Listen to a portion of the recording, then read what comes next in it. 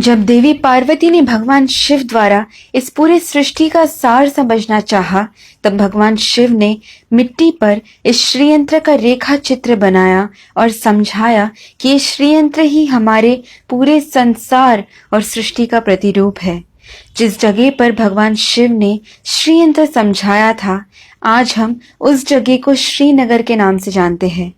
अणु रेणु से लेकर शब्दों के मूल तक, फिर चाहे वो कृमि कीट हो, सर्प हो, वन हो और जंगल हो, पक्षियों, जानवर और मनुष्य तक के हर प्रकार के जीव जंतु को अपने में समाता है हमारा श्रीयंत्र।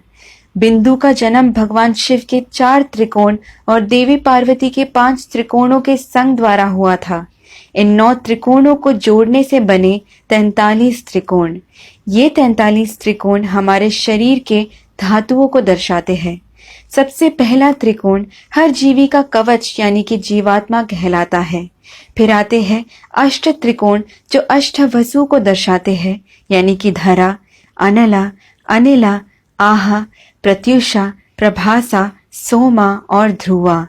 उसके बाहर के 2 चक्र 10 त्रिकोणों के मालाओं जैसे यंत्र को सजाते हैं। ये 10 त्रिकोण 10 अवतारों को और 10 महाविद्याओं को दर्शाते हैं। फिर आते हैं 14 त्रिकोण जो हमारे मानव के अंतर यानी 14 मनवंतरास को दर्शाते हैं। 72 महायुगों को मिलाकर बनता है एक मनवंतरा और 14 मनवंतरा मिलाकर बनता है ब्रह्म का एक दिन यानी कि एक कल्पा। उसके ऊपर 8 सिर वाले सर्पों का चक्र बना है जिसे नागदला कहते हैं। नागदलों के ऊपर 16 फूलों के पंखुड़ियों से बना हुआ एक चक्र है। फिर जो 3 परत है वो हमारे त्वचा के 3 परतों को यानी कि एक्टोडर्म, एंडोडर्म और मीजोडर्म को दर्शाते हैं। हर जीवी से लेकर ग्रहों तक, जिसे हम ओजोन लेयर के नाम से जानते हैं, ऐसे सभी के ऊपर 3 परत होते हैं। ऐसा ये श्रीयंत्र हमें समझाता है। ये ठीक हमारे मॉडर्न टेक्नोलॉजी जैसे 8 GB, 16 GB, 32 GB, 64 GB, 128 GB, 256 GB जैसे बढ़ते जाते हैं।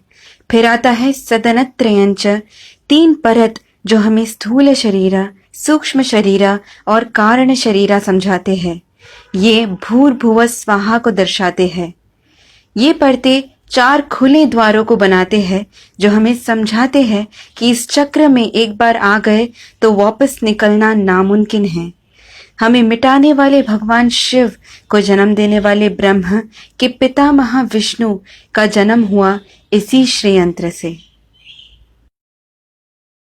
अगर आप इसे समझ गए तो आपके लिए इसके षोडश मंत्र यानी कि 16 बीजाक्षरी मंत्र को समझने और याद करने के लिए और भी ज्यादा आसानी होगी।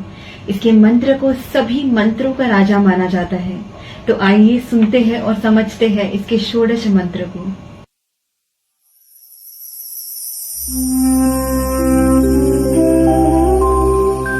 ओम बिंदु त्रिकोण वसुकोण दशार युग्मा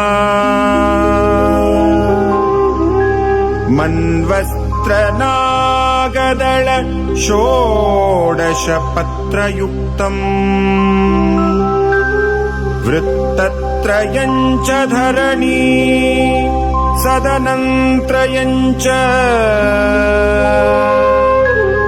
श्रीचक्र